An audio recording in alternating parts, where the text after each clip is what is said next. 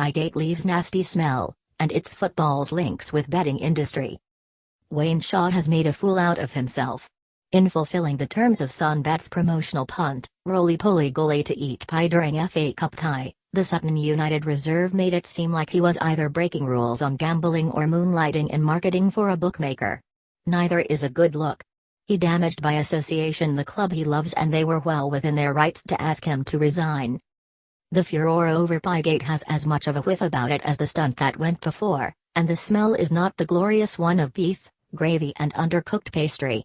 It is of companies promoting their own commercial interest, most obviously Rupert Murdoch's Sun, which has lent its brand to Sunbets, a joint venture with an Australian gambling firm that was the brainchild of one Rebecca Brooks.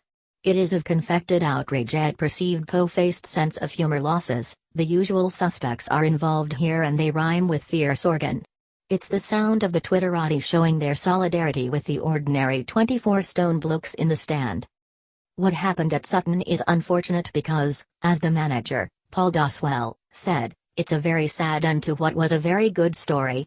A semi-professional team that took on some of the biggest clubs in England to reach last 16 of the FA Cup are made to look, in the eyes of some, like they were treating the whole thing as a joke. Rather than celebrating the underdogs, the stunt and the subsequent fallout turn them into figures of fun. One of the things Pygate makes you wonder is just when betting companies decided they were funny.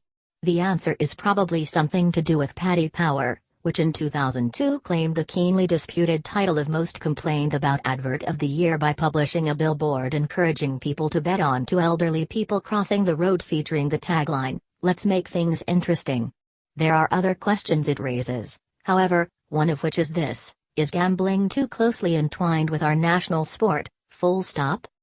In the 2016-17 season, 11 of the Premier League's 20 teams have their shirts sponsored by betting companies, based everywhere from Kenya to Gibraltar. The top 6 bear the logos of more prestigious international brands on their chests, but even they have their preferred gambling companies, as Liverpool do with principal partner BetVictor.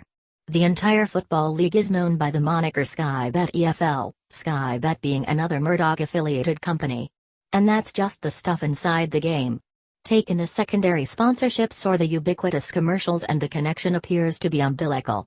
This excludes Ray Winstone's head, of course, which floats in space untroubled by such earthly matters. To wonder whether this may not be an entirely healthy thing makes you feel like a drag, a spoil sport taking the fun out of things. After all, fun is the way that gambling on football is often sold, a little something to make the game spicier.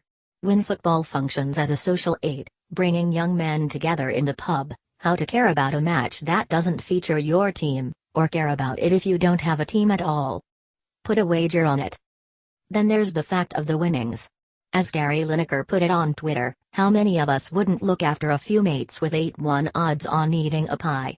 Within those few words there's firstly that common colloquial assumption that everyone likes a bet. It also assumes Shaw was not in place to profit himself, but then finally makes the point that people in financial difficulty could help themselves out by gambling. This is true, but it's not exactly heartening.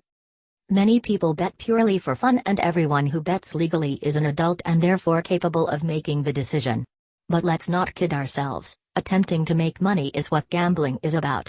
You may want to win money for the simple pride of victory. You may want to do so to beat the bookie. You may want to win money to get the drinks in after the game. You may use it to top up your earnings. But also, in these increasingly hard financial times, you may gamble to break even. Another thing we should not kid ourselves about is that most people lose money when gambling. The charity Gamble Aware offers support to those trying to deal with a gambling problem. It believes more could be done in the sporting space, and particularly within football, to leaven the constant incitement to wager with the reminder that it can be habit-forming and deleterious to one's well-being. It wants to see touchline billboards with that message in among the other messages, or a box in the sponsors section behind managers when they speak post-match. It is a small thing, but it's a way to start prodding the culture in a different direction.